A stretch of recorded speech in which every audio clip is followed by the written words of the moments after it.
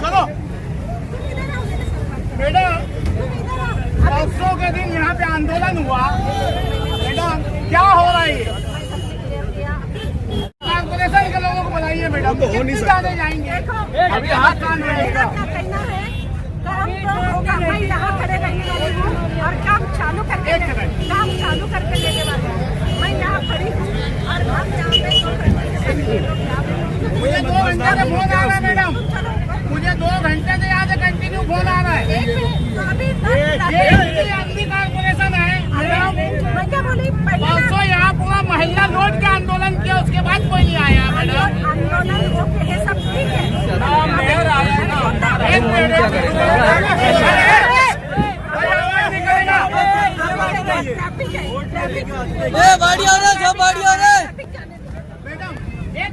चलो डिवाइडर बनो, डिवाइडर बनो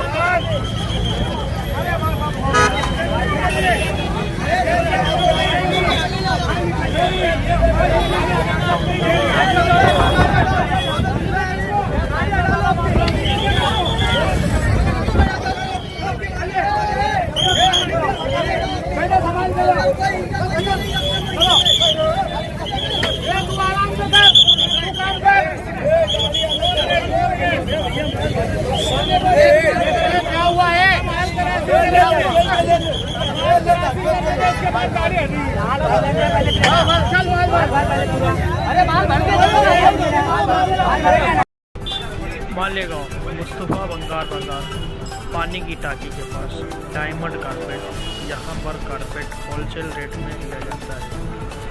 हमारा पता याद रखें, मुस्तफा बंगार बाजार पानी की टाकी।